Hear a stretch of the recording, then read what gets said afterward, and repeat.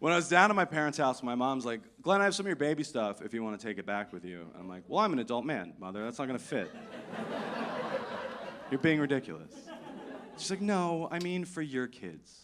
And I thought she meant clothes or like toys or something.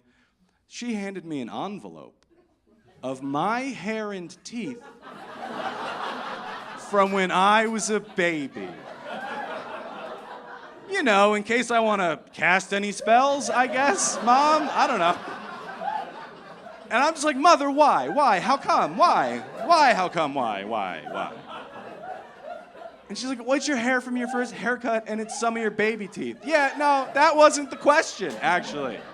I figured out what this was on site. I'm pretty clever. My question is, why do you have it? Why do you think I want it? And why do you think I'm going to be bequeathing it upon my own children?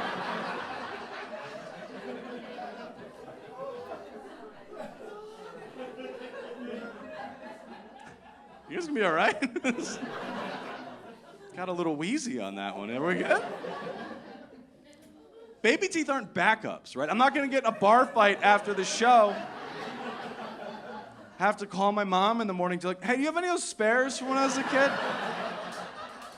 I know my adult teeth are a lot bigger, but if we pop 2 or 3 of the old ones in, I don't think anybody's gonna be able to tell the difference, you know?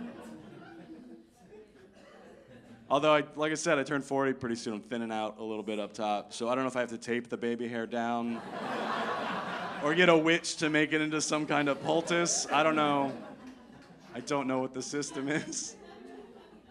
Sometimes, by the way, after I do that joke on a show, people will come up to me afterwards and they will tell me that they have some of their kids' teeth. I want to preemptively let you know, you don't need to tell me that.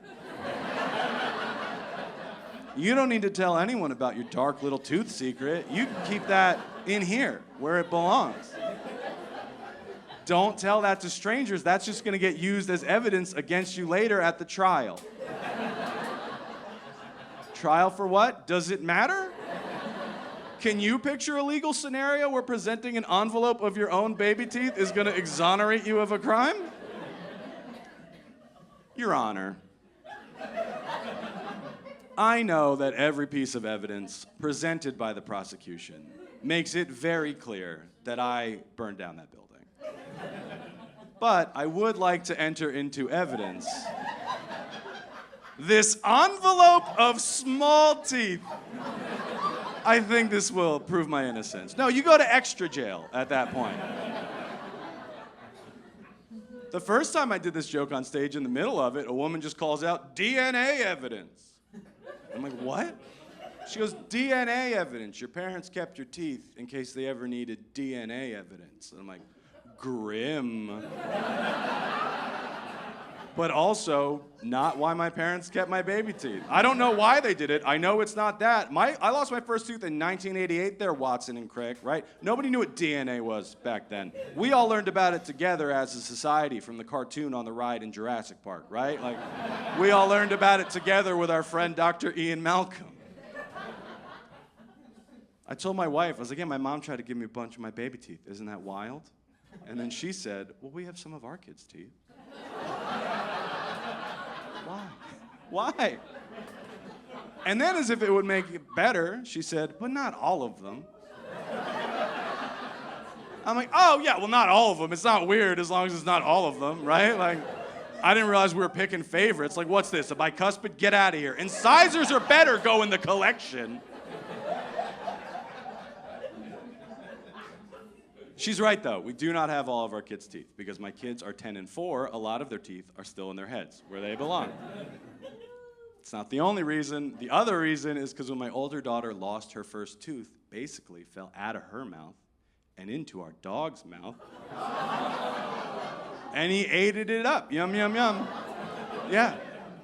We did have the conversation. We're like, we can get that back in like a day or two, right? But nobody wants to work anymore. So we're like, sorry, sweetie. Teeth dissolve instantly in dog stomachs. Everyone knows that. That's just science. But she was upset because it was her first tooth. She was looking forward to her first visit from the tooth fairy. And she's like, Daddy, the tooth fairy's not going to come because we don't have the tooth. I'm like, I should have kept that envelope from my mom. I don't think the tooth fairy can tell the difference between a tooth that fell out of a child's head mere hours ago versus a mummified one from the late 80s. It would have worked. But we didn't have them, so I was like, sorry, here's what I'll do, sweetie. I will write a note to the tooth fairy. So I wrote, hey, tooth fairy, the kid's tooth fell out, then the dog ate it, but that's fine, love daddy. And I showed it to my daughter. I was like, see, sweetie? Tooth fairy will still come. And she reads the note. She's like, not with this. She ripped it up, made me do 4 more drafts of a letter to the tooth fairy, each one increasingly convincing to get her to still leave my daughter a present, while I'm also trying to be more convincing with my kid about why I'm so sure it's gonna work out, but without like revealing the source of my confidence. I was just like, don't worry, sweetie. Daddy's pretty sure you're waking up with an LOL doll that was on clearance at Target the other day underneath your pillow. She came through, by the way. The toy was there, 10 out of 10. Great job, Tooth Fairy.